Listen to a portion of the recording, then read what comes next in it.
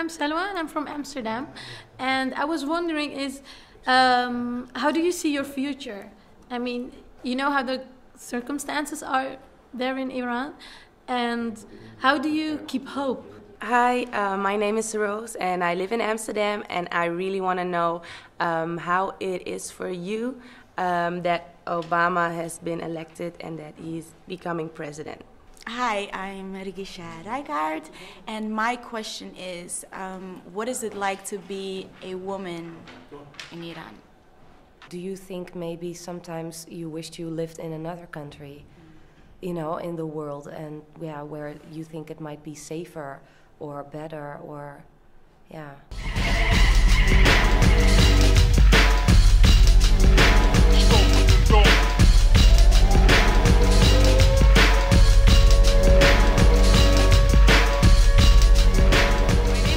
I have a bit of a question. I've always been curious what kind of genres of animation and film people in other countries like, because I know personally I like science fiction and fantasy, but I've always been curious, like, what's the dominant genres that people like, if it's horror or action adventure or whatever it is. So I don't know, what do you like?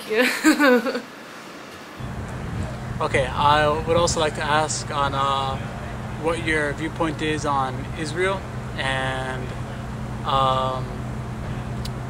Ahmadinejad has made certain statements against Israel, and I would like to know if these are factual, how they were actually said in Arabic, translated, because if there's some kind of propaganda happening in America, and maybe you can inform me more than I've been informed.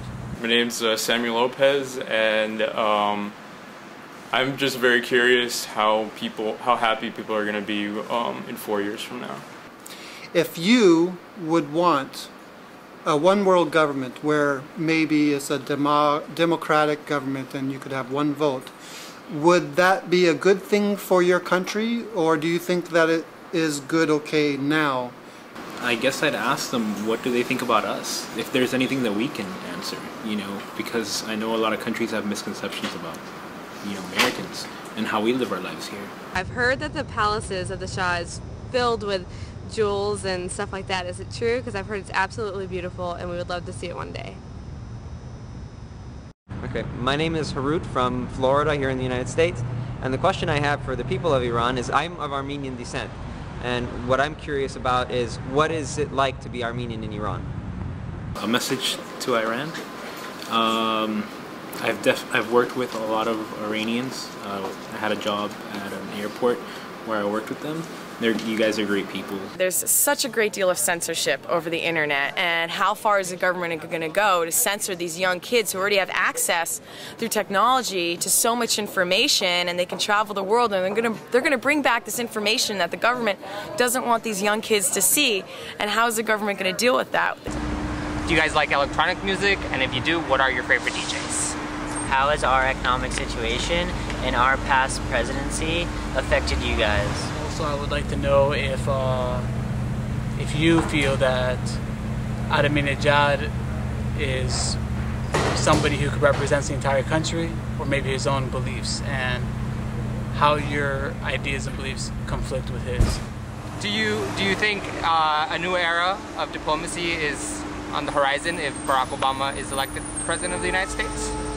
I don't know, maybe you can send me a video of your equivalent of maybe some different bands you guys have, maybe something like something more traditional, and maybe something pop, or maybe something like our equivalent of hard rock or something.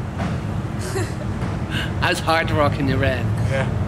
Do you feel like your government would one day proliferate weapons of mass destruction in order to bring war with the United States?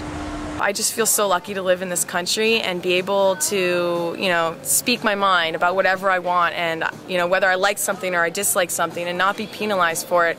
And I wonder how it must feel, and, you know, what young people are going to do as a whole in a group to rise up together to say, hey, we're in this new generation and we want to say and we want to do, you know, what we're thinking. you know, and how they're going to change the country, because it's a very interesting time right now in the Middle East and China and these countries where our generation is going to be taking over very soon, and how is that dynamic of each of those countries going to look as we move forward? The hip-hop scene in Iran, man, I wouldn't even want to ask him anything, because I've heard a lot of like European hip-hop. Music, man, I would love to have my band perform out there, actually. One thing I can say about Muslims or whatever, you know, religious background they have over in the Middle East, they teach their children how to really stand up for their race and their religion. And that's one thing that Americans do not. We're so wishy-washy, you know. One thing about that, I mean, yeah, they bomb, they kill, suicide bombers, but they're proud of themselves, and they're proud of their heritage, you know, of their culture. My name is Alex, and I'm from Holland and from America. And my question is, how like, are you also involved in your political process? My name's Basha from Poland and Australia. I would like to know what it feels like to just have a pleasant day for you guys. It's not too politically involved, like a happy day for you guys. It's not you're fearing that you've got more troops coming into the country or something horrible, like a happy day for you.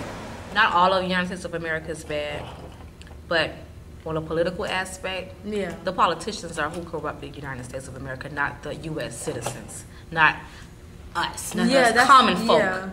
So they have every right to be upset. China has the right to be upset. The Middle East especially the Middle East has the right to be upset. And it's not our fault. That's why I hate the fact that when the Middle East feel that they want to go ahead and bomb people, what about the regular people that the common people that have nothing to do with the decision making? What about us?